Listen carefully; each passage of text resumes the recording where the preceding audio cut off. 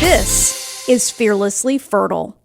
Welcome to the Fearlessly Fertile podcast, episode 347.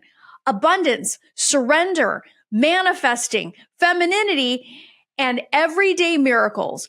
A conversation with Rachel Burch. Loves, I'm so excited to be here with you this week as I share this very special conversation with one of my dear friends, Rachel Burch. Rachel and I have become very good friends over the years. In fact, our meeting was quite serendipitous. One of the things that I get asked about all the time in my programs is, how do I really get myself to believe in abundance, believe in everyday miracles, be in a place of surrender, and most importantly, have the kind of friendships where I can really explore those topics without judgment, people thinking I'm crazy, and really giving myself permission to explore.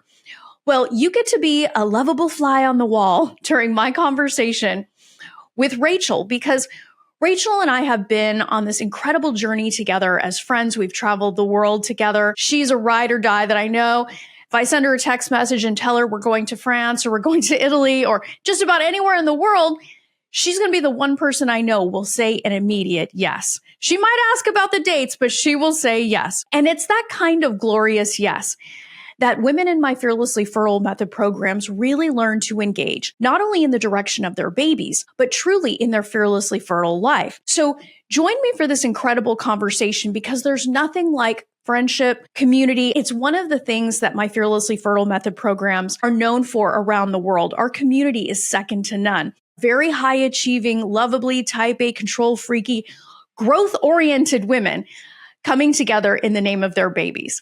So here is a little piece of that in my conversation with Rachel. Rachel, it is so good to not only spend this time with you, but to have you back on the podcast. Because I think one of the questions that I get a lot of times, whether it's from my clients or people, reaching out and want to talk about mindset, femininity, all the things. And like one of the kind of the underlying questions is this shit real? Do people really live this way? Can you really be in touch with your feminine and still be a badass at what you do and manifest shit and do what you love? And I just kind of smile whenever I hear that question now. And it's with compassion, because I remember distinctly somebody we both know, I asked a question like that too many years ago. Yeah. And it's funny how when you're in a place of non-belief or unbelief, however you want to call that, like that's a natural question. I know that there are a lot of us out there that live this way, but you're the one that's closest to me, and being able to live this way, like being a mere mortal before, and us having similar backgrounds. I thought it would be great to have you back on for us to just riff a little bit about life, family, all these things that I think can help illustrate to the women listening that this isn't a pipe dream. This is just the way that we live now. So yes, absolutely. 100%. I'm so excited to talk about that. Yes. Well, yeah. Well, and that's also kind of what you're getting at in your new podcast, A Story Worth Living. I mean, it's a similar set of questions. I think the premise is kind of along the same vein. So why don't you start us off by sharing a little bit about the new podcast, and then we'll see where the conversation goes. Sure. Well, actually, it's funny because you've been asking me about my book, and I'm like, I don't know. I'm just trying to figure it out. And then yesterday I had a first call with my book coach. And I was describing it, and it's really the podcast and the book go hand in hand. I started the podcast with the premise of, the Einstein quote, either, there's two ways to look at life, either everything's a miracle or nothing's a miracle. And, as two former attorneys, like we could argue that like all day long and all the gray in between. But I took that as the premise and kind of went with like, how can we look at everything as a miracle? And this book idea dropped into my lap. So I was telling the book coach about it. I've been holding it very close to the vest. I'm like, why hasn't anyone written this book yet? Well, because it's for me to write. But I told her it's kind of like the smart girl's guide to spirituality. And I said, by smart girl, I mean too smart for their own good, right? Like too logical of a thinker, like too too critical minded. Now, you and I both pride ourselves on being, critical thinkers and like asking all the questions and then asking more questions. But I think opening the door just like a little tiny bit to the concept that like maybe this stuff could be real. Maybe it could be real was really the first step. And then, both of us have kind of thrown that door open. But yeah, my quest now is to encourage people, help people see the like magic and miracles that are there every single day. Because as smart women, we're always afraid of looking foolish or looking stupid. Like we don't want to believe something or follow something that might not be true or real. And I have like a really good example that I came up with yesterday. That's kind of a funny story. So actually, I'll tell you that now. I have a white Tesla Y, and here where I live, every other car is a white Tesla Y. So, there's only a couple colors and there's only a couple models. It's just statistics, right? That's how it's going to work out. A couple months ago, maybe almost a year ago, I went to the mall by my house, Fashion Island. In this mall, there's a Whole Foods, there's a Dry Bar. Okay, these are important facts. So I went into the Dry Bar to get my hair done. And while I was sitting there, I got an alert from my Tesla app that said, your doors are unlocked. Now, I had just gone to stay the night in San Diego. I valet parked. They turned off the automatic door lock. So I thought nothing of it. I lock my doors. I get my hair blown out. 45 minutes later, I get in my car. I look down at the passenger seat, the floor on the passenger seat. There's a giant jug of milk and a glass of grocery and a bag of groceries. Now, I don't drink milk, so I know these are not my groceries. Is this my car? I start wondering. And I look around and I look in the center console. I'm like, yep, this is my car. But those are not my groceries. So I get out of the car, I walk around, and there's a note on the door. And it says, hi, sorry, I came out of Whole Foods. I put my groceries in what I thought was my car. I went about to do my business. And when I came back, the car was locked, right? Because I had locked it while, so she couldn't get her groceries out. So she said, feel free to keep these groceries, or here's my phone number. So I wasn't interested in keeping the groceries. I mean, it was Whole Foods. It was, there was some smoked salmon in there. There were some vegetables, like organic groceries. These are my things, but I had the phone number. I'm not going to keep this poor lady's groceries. Also, the paranoid skeptic in me is like, are they poisoned? Like, is there something wrong with them? Is there a bomb? Is it ticking or greasy? Yeah, exactly. So I take the groceries home, put them in my refrigerator because I had texted her. She'd already left the mall. I let this woman come to my house, which me, I don't even let like dates come pick me up at my house. Nobody gets to know where I live, but I let her come over and she pulls up and I say to her, I guess the universe really wanted us to meet, and be friends basically. And she kind of laughed and she drove off and that was it. There's no love story. And I thought, here's the point of the story.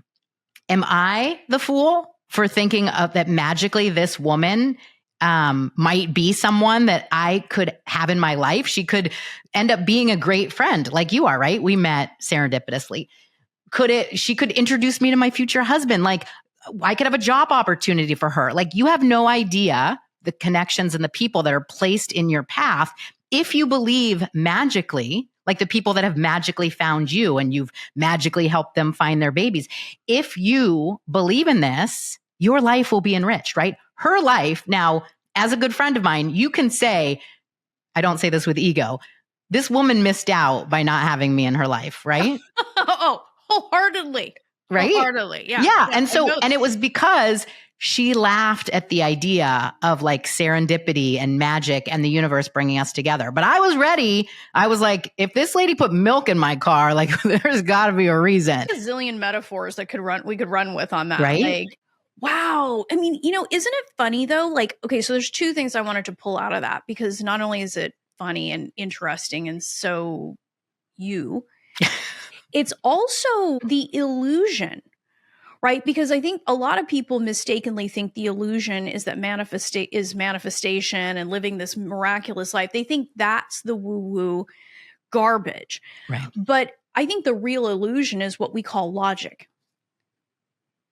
Yes. I think that's where we go off into a ditch is we worship at the altar of what we've been taught is logic, when our intuition, our ability to manifest what we want and what we want quickly is the thing that's made wrong. Right. And like this woman missed an opportunity, because think about how her nature was to say, go ahead and keep the groceries. So she's abundant. Right. You know that her mindset, her frequency is set to abundance. She wasn't like waiting on the hood of your car, camped out, clipping coupons, just waiting for you to come back, right? Go ahead and keep these. Yeah. Is what she was saying. I think she missed out on like exploring that, because you and I would have like, this is really interesting. Like, I wonder why this happened. Totally. I think women now, if you you might drive a Tesla or whatever, if you go to the wrong car and something serendipitous like this happens, I think they're going to, just from your story, want to explore it now. Yeah. And that's what I would say. Like, my mind also as a lawyer goes to like worst case scenario, right? Because I was going to say there's no harm. Like, yes, there's a 1% chance they could be a serial killer or like want to do you harm. I will acknowledge that. But 99% chance that this is the universe, like connecting you with an opportunity. And we get to say yes to that. And I just feel like there's nothing foolish. I did not feel foolish. I felt like, oh, poor lady, she missed out. I didn't feel foolish thinking that. I didn't feel foolish saying that. Because it's almost like a battle cry or like a mating call. The right people are going to respond when you say like, maybe the universe wanted us to meet, Well, and think about the frequency you're in, right? Like, the debate between the mind-body connection, the fact that energy, frequency, quantum, all this stuff exists. That's not even a debate anymore. Yeah. It's a non-issue. And we just pray for people, Rachel, who don't believe that, because we're emitting frequency all the time. We know this. And so when you're putting that kind of energy out, when you put out the belief in miracles and the openness to everything in my life is miraculous, you will call more of those things in. You and I have both had experiences with real estate. Like, for me, for some reason, like all of this stuff comes through cars and real estate. I don't know why. Maybe it's because it's like my love language or something. But it's funny how, like, when you're open to the possibility of anything, whether it's the women listening to this podcast who have a baby on the brain, or relationships or whatever, like when you're open to that possibility, it's always right under our nose. We're the only ones that are throttling that. Yeah, 100%. When you said that, like 2 days ago, I went out to have my neighbor sign the HOA papers because I'm redoing my courtyard. And it's a small street. There's only 5 houses. I don't really know my neighbors very well, except for the one across the street that has kids. The boys play together. But other than that, it's very quiet, which is one of the things I love about it. And the guy said to me, this is 3 years since I've been living here. He was like, gosh, you got a good deal on that house. He was like, I felt like I missed an opportunity. And it's crazy because there was like a bidding war. There were like crazy offers, but I just kept picturing myself sitting on the couch, looking out the window at the mountains, drinking my coffee. My son, I've taught these principles to my boys. It was like, nope, I was like, it's this or something better. And my younger son was like, nope, it's this. He really was like, this is the house we're manifesting. And it just, when he said that, I was kind of taken aback. One, because like I said, it's been 3 years, but this man has been thinking for 3 years, what a deal I got. And I knew this house was meant for us, but I didn't realize that like we also got a deal on it. Cause like I said, there were like 12 other bidders. It was in escrow before it even like hit the market. And then it fell out because of course it was meant for us, Yeah. Those people came back and they regretted it and they gave like an all cash, way over offer, 10-day close, but they were already in escrow with us. And I had written a nice letter, and the letter really sealed the deal. So I just feel like, what harm is there in believing that like it's all working out in your best interest? The things that haven't happened yet, that's because it's not time yet. The things that you are going to experience in the future, it's set your sights there instead of looking backwards or looking even just where you are now if it's not aligned with what you want. If you can believe that it's meant for you as I know I've heard you say, and you have the sign behind you, says, if you can believe it's meant for you, it is, and just head in that direction. Don't doubt it. Well, and it's funny because I think we both have learned over the years and have developed in this ability to like, man, when we desire something, we follow it. Yeah. I mean, even in the house that I'm in right now, like it made no sense.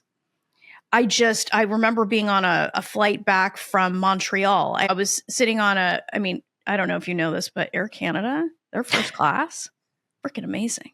I didn't know that. Like it's next level. Like it's really cool. Like it's not Singapore or, but it's pretty awesome. But anyway, I was sitting on my flight back, thumbing through my real estate app. I'm like, why am I even looking at this right now? Like, I don't need this right now.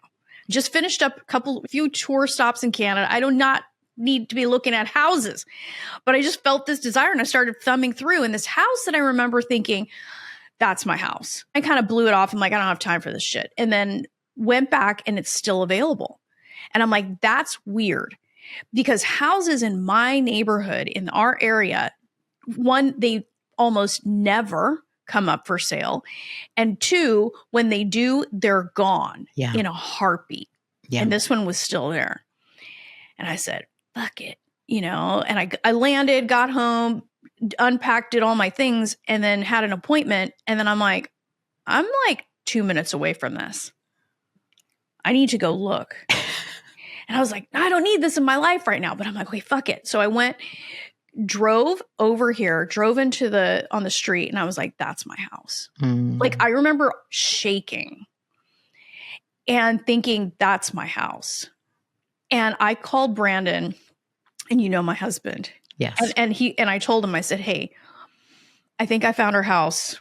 And actually, super fast, before I even called him, I texted our real estate agent.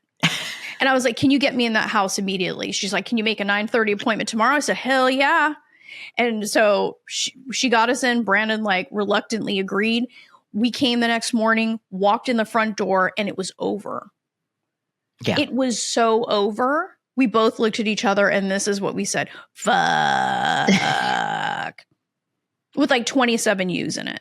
We just kind of stood there. We're like, oh my God, I can't believe we're doing this. But we're doing this because this is our house.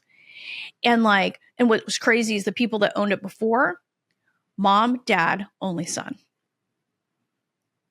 It was all of these amazing things lined up. And there were so many things going on in my life at that time, going to Europe, all this other stuff. And I just surrendered to it. And I said, this is my house.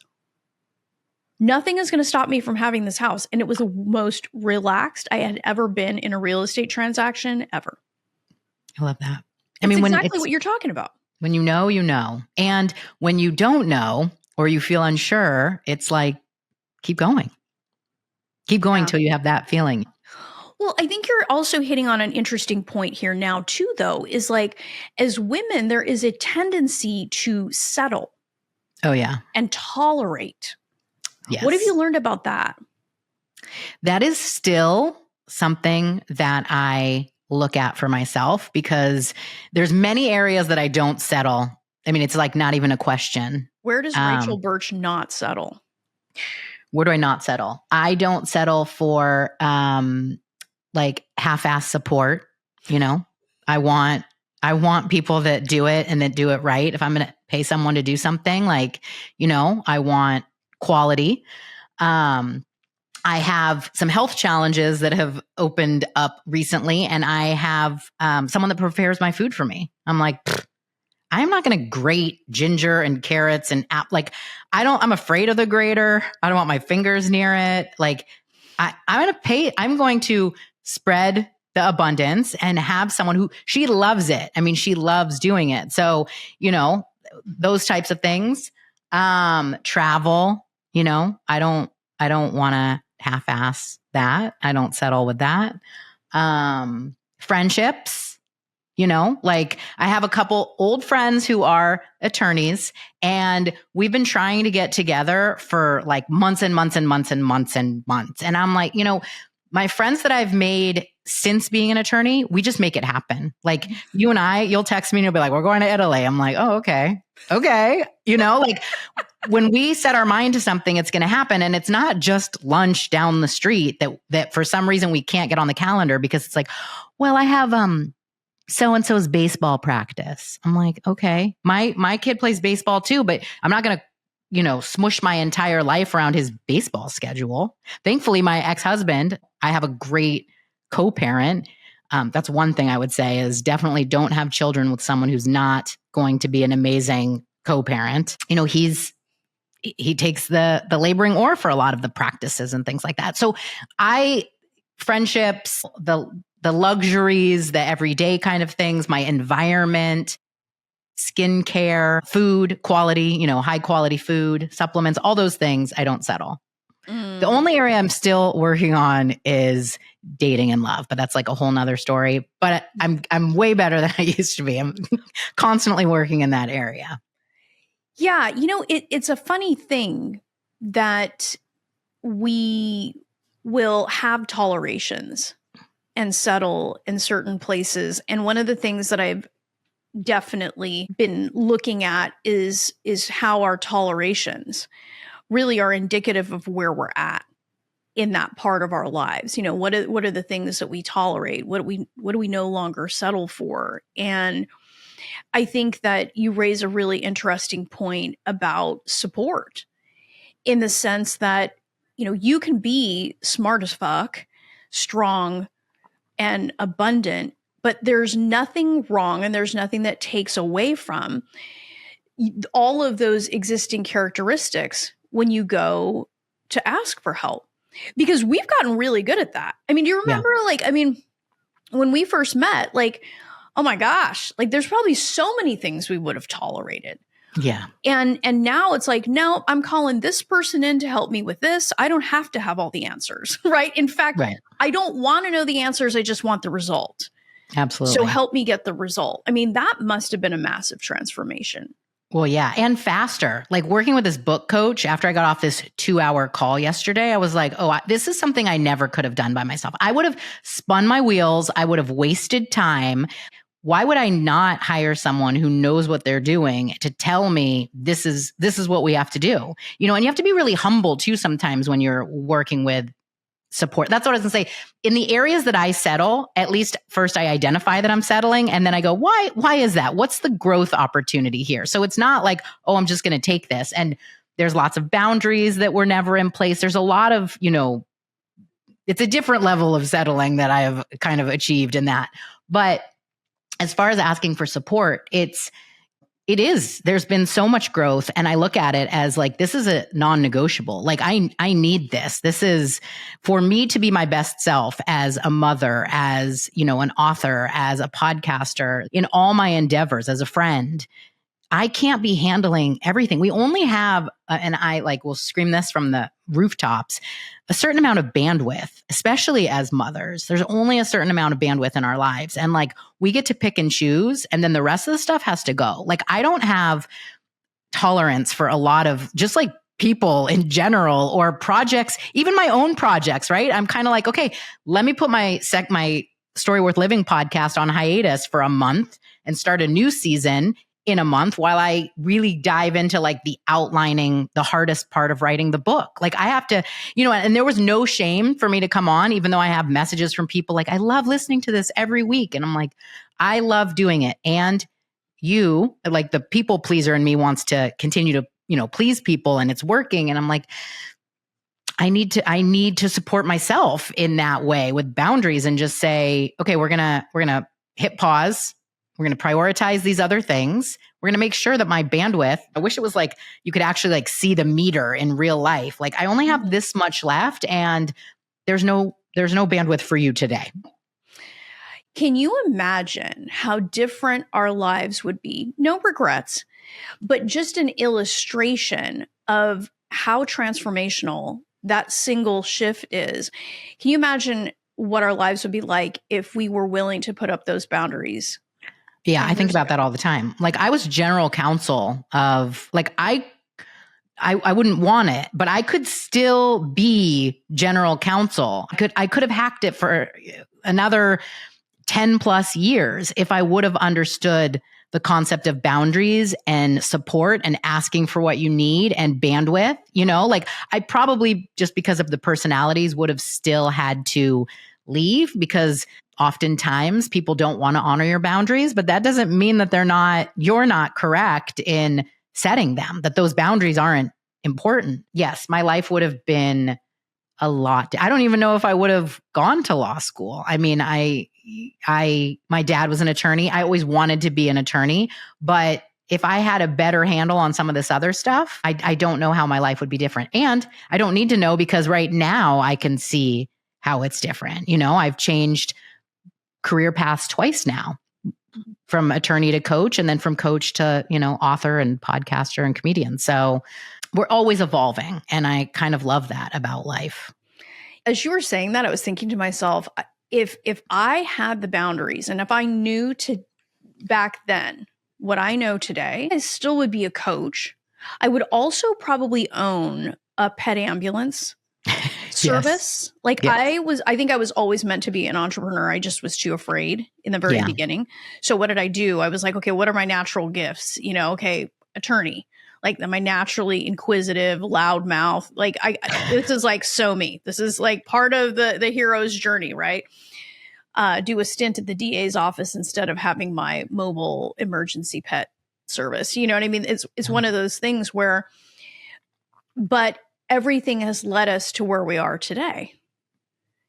And I think it's really important for the women listening to think about, if we bring this back full circle to miracles, the miracle is it's who we become that precedes the miracle. Absolutely. If we put that in lawyerly terms. What do you think about that? You know what's funny?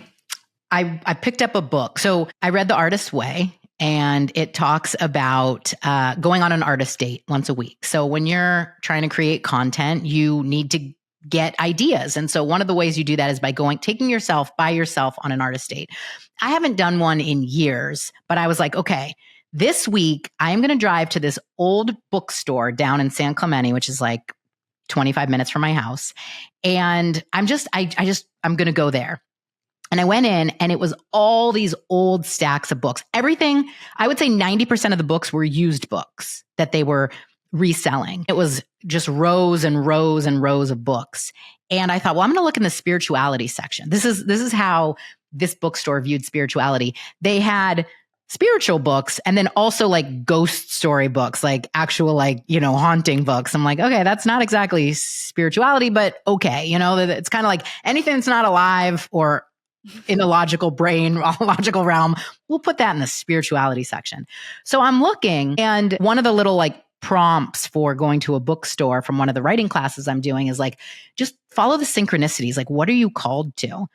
And I found this book by Wayne Dyer, who I love, but I don't know that I've ever read any of his books, but we watched his movie together, but I don't know if I've ever read any of his books. That's right. Yeah, that was a really good movie.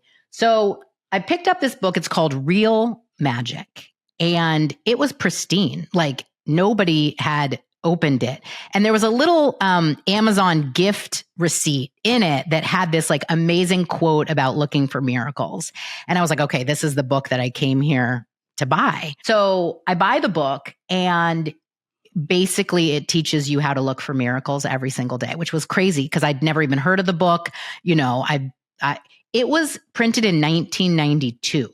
I mean, I thought, like, what if I had this book in 1992? Like, how would my life? But I would have thrown it away. I wouldn't have listened. Someone bought me a book called Wishcraft when I was, I think, in high school or early in college, and never read it. And I still remember the name. And I looked it up on Amazon the other day. I thought, my life would have been so much different if I would have accepted these principles earlier. But we can't think that way. They come into your life exactly when they're supposed to. But looking for miracles, this book is like just a treatise on that. And it just talked about all these different kind of ways, and reading it. And I've only just started the book, but one of the things I loved that you said when you came on my podcast was that people expect miracles like with a puff of smoke and like this big kind of bang. And really, it's more subtle than that sometimes. Sometimes you get the big bang, like the house, right? Or like the pregnancy or meeting someone special. But the everyday miracles are these little just tiny instances in your life that kind of add up to this point. I love where you're going with that, because if you think about, it's the cumulative daily miracles that lead us to that puff of smoke or a camel running across the I-5, right? Like it's that's the thing. Right. The Exactly. lightning bolt. That's a path. Yeah. And I think that that's part of when we think about, like, I'm really sincerely hoping that when women are listening to this, they can see, like, these are two women here who actually live this. Yeah. This is, and it's not for the faint of heart. No. There's an element of courage, I think, that is required to live this way. Absolutely. That we have been sorely lacking in teaching people how to do. I mean, I love hearing that you teach your boys this. I mean, Asher's growing up this way. And it's very important for women to listen to this. I mean, especially within the context of this journey, but it has obvious broader application, is this idea that it's not the baby. Right. The baby is, that's a lightning bolt moment for sure. But it's it's the little kindness where you got the parking space close to the clinic so you didn't have to break a sweat getting there, whatever.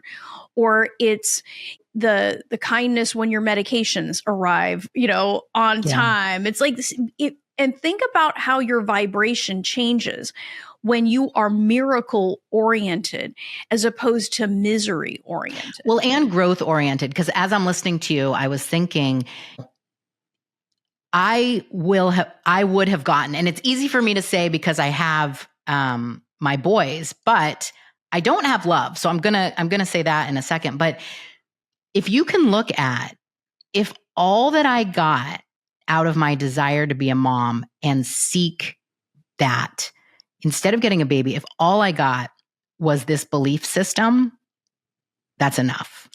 Yeah. Because and like I said, I say that as having two kids, but I have been able to apply that to looking for love. That has been my journey. That was my first podcast, right? Love Before 100 was all about trying to find love and the growth journey that came with it. And as we know, the more you look for something, the more you seek it, the more you're focused on the lack of it. That is not abundance thinking. So you're not going to be law of attraction attracting it. But I loved doing the podcast. I love whatever comes from it. But I am a person who, and you may recall me asking questions and kind of going in that realm. Like, I didn't think it was possible for me to exist without I couldn't see that I could potentially exist without having love and a partner. Like, that wasn't a reality that I even wanted to explore or embrace. I couldn't comprehend it. I couldn't wrap my mind around it. It was just like, I want this so badly. I can't imagine that I wouldn't have it. And the growth that I have experienced, the woman that I am today, as a product of my desire for love, even as I stand here today without it, I can say, like, if that's all I get, it's enough. Even though I don't have the thing my heart desires the most. Yet. But I think that is also the illusion, is the lack of it. If you want it, it must exist. Yeah. Right? So you may not have it in front of you. Right. Right? Like Jason Momoa has not shown up at your door. But we know. I do have like a 2 degree of separation contact. Of course, this is true. I mean, it's one of those things where it's like, I think, and correct me if I'm wrong, but I think the peace that you feel, and I think the peace that women feel when they get to that place on this journey where they can love their lives in the moment, is this deep and abiding conviction that it will show up. When, how, the form, we never know. Yeah. But it will show up. But that doesn't happen without all of the work that we've been doing before that. Everyone wants to, and I was having a conversation earlier, which I think was interesting. And talking about surrender and how surrender typically comes to us in one of two ways. It's either a rock bottom moment where we're throwing our hands up and saying, I just can't fucking do this anymore. Or it's the conscious cultivation of that, saying, you know what, I'm about to go off the rails here. I really see my life falling apart in a lot of these other ways. I've got to learn how to do something different. Yeah. And I think you're somebody who consciously is creating that place of surrender and openness, because it's kind of like, it's not that it isn't there, it's there.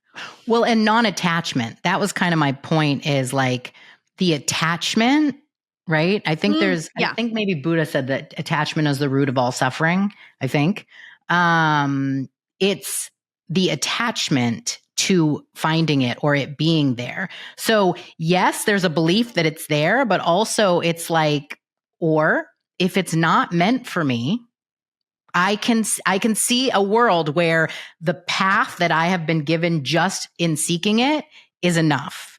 Yeah. And I'm not settling in either camp, because it's not that I'm giving up, and it's not that I'm, it's definitely here. It's more just, I need to be unattached to the outcome for my peace and sanity. Otherwise, there's going to be a little whisper of like, yeah, but it's not here yet. And I have love in so many other forms. And I have love, but like the romantic love, the partner, that piece, it's kind of like, I don't know. And I don't have to know. But what I do know is that seeking it out and following the desire for it has given me more than I could have ever imagined.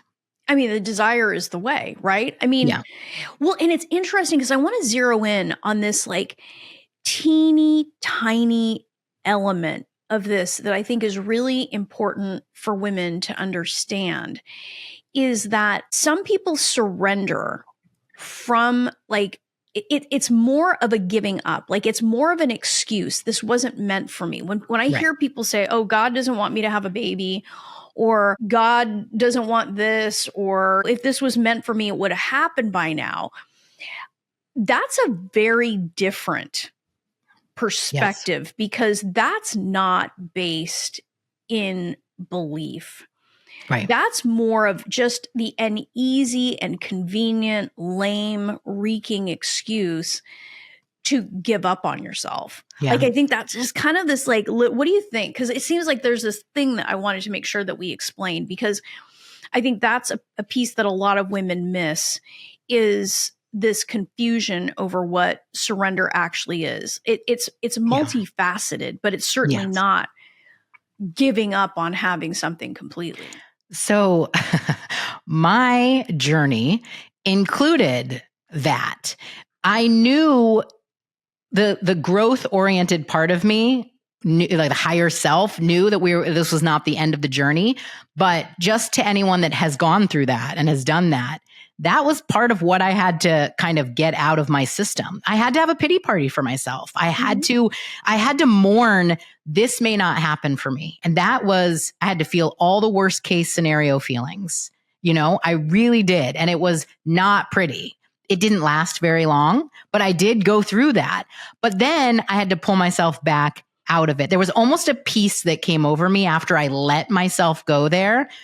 And it was like the last stop, right? I had been positive and that, it wasn't working. I just mourned the fact, maybe this isn't for me. It let go of that attachment. And then I got right back on the horse and was like, but maybe it is for me. But maybe it is for me. And so it's that kind of like, yeah. There are still days, even in my non-attachment, there are still days when I'm like, I want this. It would be nice.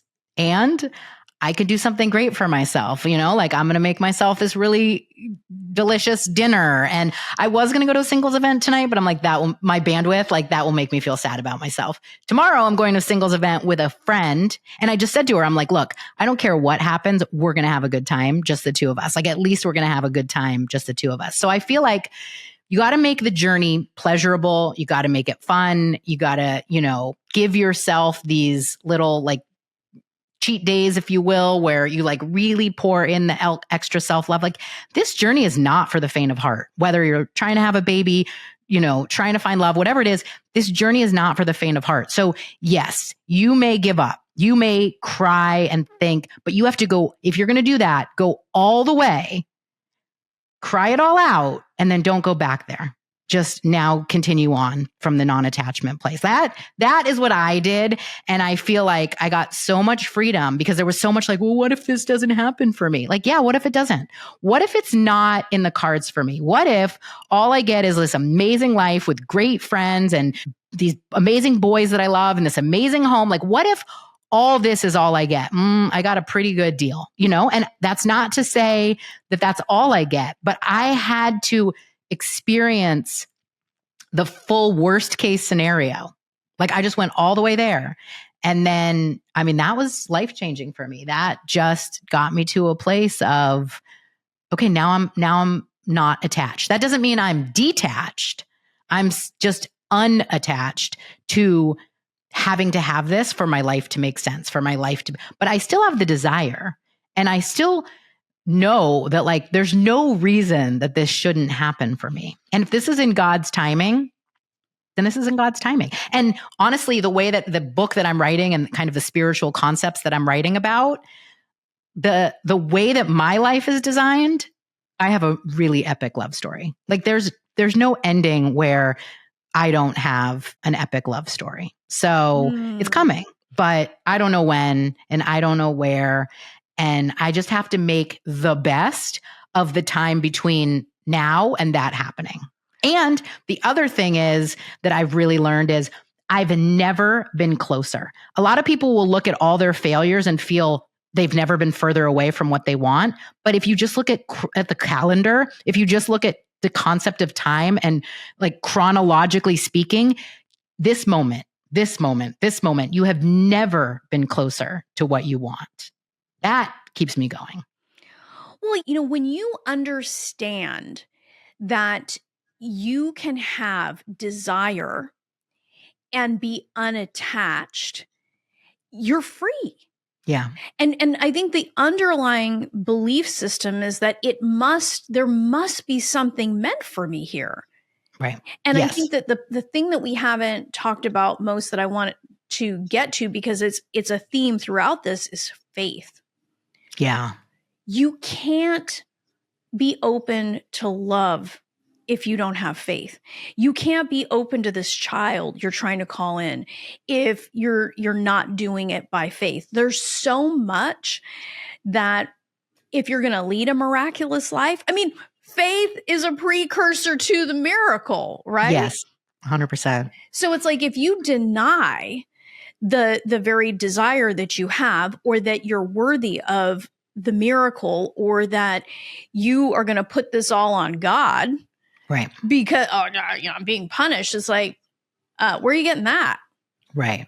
It's like this willingness. Think about what you described as your journey to that place of detachment. It did require faith, because what you were really saying is, I'm going to have an amazing life. Yes. And I think that people don't always get taught detachment in that way, or unattachment in that way. Right. Is that it's this really cool, subtle, sometimes difficult to describe thing. And it's a feeling. It's a neck down proposition. It's not intellectual. It is visceral and spiritual. I think the worst thing you can do is deny we both know your mindset is number one. You have to, as Jim Rohn says, stand guard at the door of your mind, right? You can't let those thoughts in. But if there are feelings, if there are doubts, if there are things in there, then they have to be acknowledged and processed. And so that's the thing. At no point in this later journey did I deny that I was worthy of love, that, there's none of that. This is more, this may not be in the cards for me. How do I feel about that? Devastated. Okay, let's be devastated for a minute. Now, how do I feel? a little bit better. I feel sad. I feel melancholy about it. And it was like, but there was no point where I denied that I didn't deserve it, that I wasn't worthy of it, that it was just more like, I had to get very matter of fact. Like, what if this isn't? You know what I mean? It's like you go to your favorite restaurant and they're like, we're out of the salmon today. Like, you're not like, I'm not worthy of this. It's like, you're just not getting salmon today. You know what I mean? Salmon, I'm not worthy of the salmon. Come back another day. And so it had to be like that, where I'm like, well, like this is, but that's what I was trying to say earlier with the blessing that having faith in your life is so massive that even if you don't get the baby, even if you don't get the husband, even if you don't get the whatever, I'm not saying you won't, but even if you don't, the blessing of miracle and magic and faith is, I don't want to say better, but it's just like, they didn't have the salmon, but hey, they have the Chilean sea bass, which is pretty good too. Yeah. It's like, okay, today I'll have Chilean sea bass, right? Like, it's like that. Sorry for people that don't like fish, but. Well, that's too bad. Yeah. I think that that's sort of this, when you're really conscious in your life and you're really awake, there is an adventure that life becomes rather than a burden.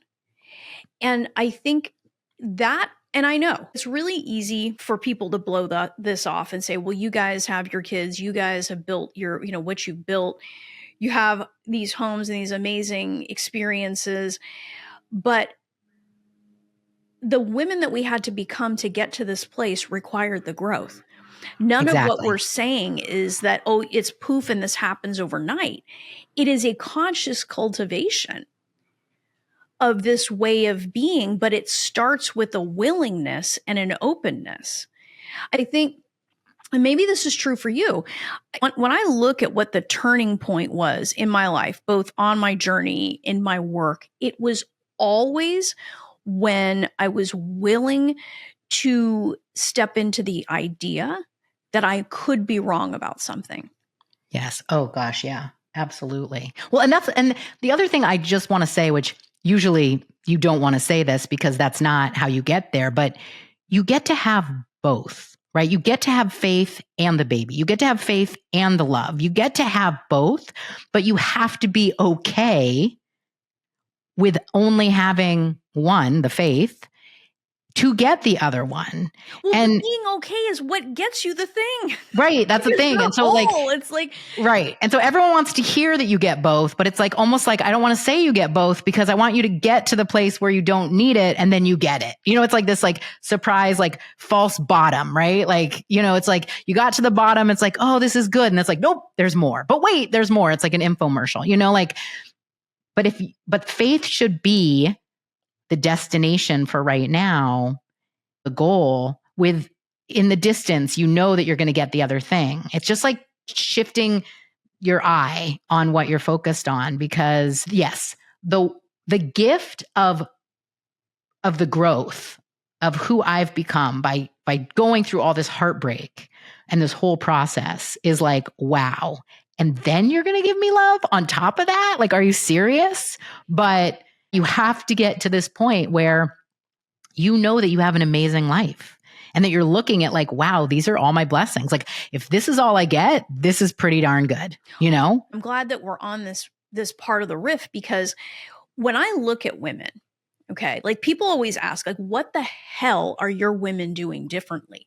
Mm-hmm. Because how do you have somebody who's been trying for 5 years, they come and do your 8-week program, and within 1 year, they're pregnant in a way that everyone said they couldn't be, right? So they're literally collapsing the space and time. Right. It's like breaking it down, because people think that surrender is like a 20-year sentence. It's not that. Even if it's open for just a few moments, that's enough for the miracle to come through, and boom, right? Yeah. Like, what was different about her? What did she do that ushered in the blessing so much faster? And it's not like, we're saying that surrender is going to mean that you'll spend the next 5 years just wistful and like living at the top of a mountain with frogs all around you and this monk-like setting. It's not that. I think that surrender and that peace that comes into your mind is so powerful that even if you hold it for a relatively, by comparison, short period of time, that's the magic. Yeah. And people think that there's a finality to surrender or letting go that means sadness. Like, I have watched women, like, I can see when they make that turn. It's fascinating to watch, because the next thing, I'll get a text message. Oh my gosh, my test was positive. Holy shit. And it's like, of course it was. Yeah. Because you open that channel up enough to let that in. And and then sometimes I'll hear women, well, I've been surrendering for 6 months. Where the fuck is this baby? And it's like, play back that sentence. Totally. It's nothing about surrender. But I mean, I think that's kind of like, that's why when you get to that place, as you said, you've never been closer. And I 100% believe that, because of how powerful that position is. Yeah. And that just opening it up a little bit, it like blows the doors off of everything. Well, also, if you trust that everything is happening for you, then you understand that the timing is exactly what it's supposed to be and that it shouldn't happen any sooner. Because when I look at the type of relationship that I'll attract or the type of partner that I'll be versus a year ago versus 2 years ago, looking at the different men that I've attracted and how they've like increased in, who they are as people, being a mom is not easy. And you want to talk about bandwidth and you want to talk, these are skills that they don't teach you, right? It's not all about like breastfeeding and changing a diaper and like knowing how to like put the onesie on. Even if you can get that right? Yeah. Wrap the little swaddle thing. Those are important things to know, maybe.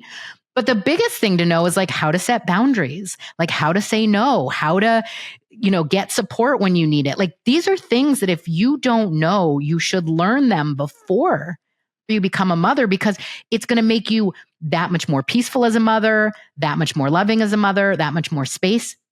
You're going to have more capacity, and then you're going to be passing these things along. And so I just feel like if you look at it like, oh, thank goodness, I bet a lot of your mothers, if you ask them, do you think you're a better mother now or, like 2 years ago or 3 years ago, the woman that you are, how do you think she's different in how she's showing up for her baby and her family and her life? It's like, if this is the thing that gets you in the door to spirituality and personal growth in this way and this life-changing way of looking at things, then thank the Lord that this is what, didn't happen for you and that you needed this. Oh man, this is one of the 10 billion reasons why I love you. But I think to myself all the time, like, holy shit, I am so glad that Asher didn't come when I first called him, because I get emotional when I think of how I would have raised him and how closed off I was and how in my masculine I was and all of the patterns of trauma and brokenness, like how I would have perpetuated those things. Yeah. And I hope women are really listening carefully to this and really take it to heart, because once you understand what you were just talking about and then adding what I'm sharing here, it's like, it's happening fucking for you.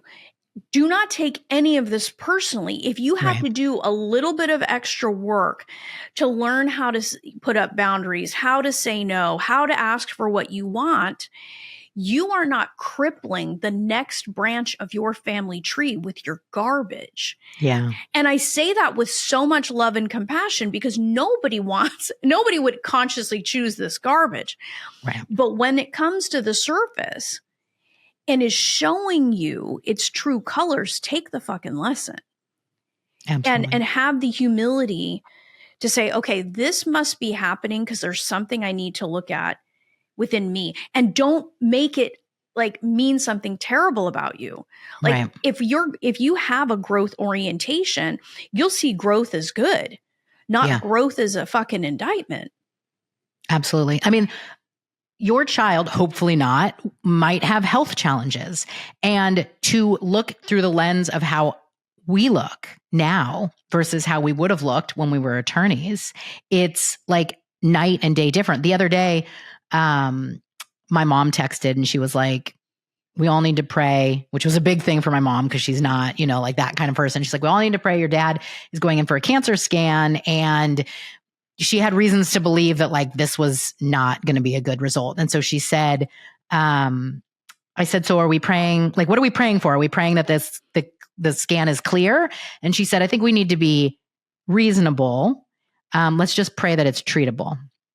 And she knows because I've taught her.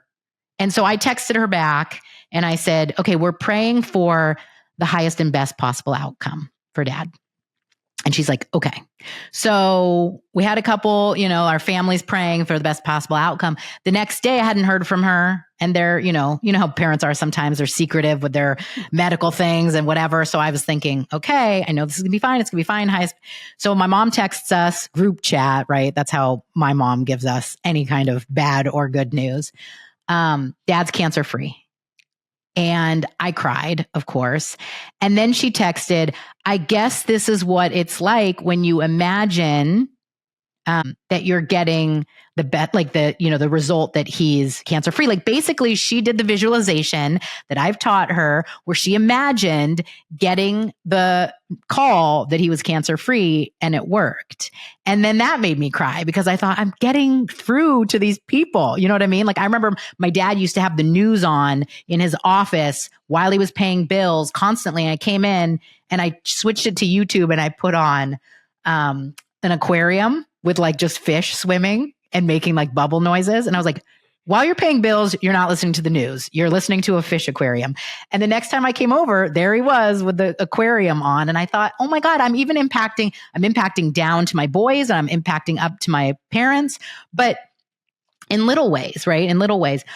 But if you had a health challenge like that with your child back when we were attorneys, it would be worst case scenario. It would be fear. It would be so much. And I will admit, when I am stressed, I am not my best self as a mother, right? There has been yelling. There has been snapping. And I always apologize. I'm like, I'm sorry. There's this thing women have. It's a cycle. There's days that are just not so good. I'm like explaining. So I know enough to do that. But if I'm stressed, I am not my best self. And so all of these ways of coping with life that you teach your women are what we use to be the best mother that we can be. And I would not want less for my children than the best me that I can be, where I'm believing in miracles and believing that like everything's always working out for us and that we're going to be okay and that we're safe, Oh, so no, yeah. I think that's so beautiful. And I'm so glad to hear your dad is cancer free. That's such a relief. Yeah. And I think it's even more, this will be another podcast episode. How the hell do we get our moms to visualize? But anyway, or what would they visualize left to their own devices? But I think this is it's such a gift to have you on. And I think this is such a beautiful note to leave the ladies with is like, even just the other day, like Asher had some altercation. And I remember I talked to you about it, but there was just this whatever altercation. And I was brewing about it later and ruminating about it later. But I remember in that moment, I reached down and put my hand on his head and held his face and looked into his eyes and said, this will pass. Yeah. And like looking at him and sometimes, I bet you do this with your boys too. There's sometimes when I look at Asher and I'm like, he's such a beautiful human. Yeah. Like he has these beautiful greenish hazel eyes. And I just looked in his eyes and I just said, this will pass. And you are so loved. Rachel, if I was a prosecutor back when I had him, I would be like, here's a fucking stick and go beat him. Like, that would have been my response rather than taking it back to what really mattered. Yeah. And to look him in his eyes and be able to speak to him and know that through the way that I was speaking to him from the heart and the vibration that I was meeting him in, that he would hear the truth of what I was saying and take it in. That's so beautiful. I mean, well, but that is what happens when you live everyday miracles, when you are miracle oriented. So I hope the ladies listening take that from this combo. Well, and that's what I would leave them with too, is I would say, if you can get to a place of gratitude where you're like, I'm so glad that this hasn't happened yet, because I see that there's this little area that I want to improve upon first. It doesn't have to be delayed into the future at all, but it's like, I'm so grateful that this didn't happen earlier, because everything I've learned just from listening to Roseanne's podcast, right? Like, I am a different person as a result of listening to Roseanne's podcast, of reading her books, of hearing what she has to say. Now I'm an even better mom than I would have been before. And again, it's just looking at your scenario of what is true for you, that is what is right in front of you, in the best possible light. That is the energy that is magnetic, that will attract your desires. Again, it's not giving up on anything. It's just saying, thank you for this happening for me, because now I can see why this amazing blessing. That is the key. Look at everything as a blessing. Look at everything as a miracle. This is happening for me for this reason. And now I'm excited that this version of me gets to be a mom. Yeah, that's so good, because lack and scarcity aren't even in the same neighborhood as miracles. Yeah. And so, well, thank you, Rachel. And I'm just so excited that we were able to have this conversation, and it's so good. And it's like, I think we've accomplished the mission of having women kind of peer in, to be like, because our private conversations are not unlike this. No. And I think it's good to model for women to understand, like, this is kind of how it works, at least in our relationship. So, well, and connect with people, like, in your community, connect with other people that are learning this, because those are the voices that you want in your ear, like, every day. Make friends in the community, because I cherish our friendship, and it continues to push me, like, to be better and better and better, and also laugh, and also travel, and do all the good things. So I think who you surround yourself, one of your 4 books, right, probably covers, at least one of them covers, who you surround yourself with matters. The Fearlessly Fertile community is thriving, and these women create lifelong friendships because of that. Like, where else do you find a group of people, or even in our circle, like, where the fuck else do you find relationships with people that you can be really open and honest about what you want to create, and nobody is fucking shaming you, right, or making it wrong, or telling you be reasonable? Like, we are decidedly unreasonable. Very unreasonable. Yeah. Well, I love you, Rachel. And I love thank you you for coming on, baby. My pleasure. Anytime.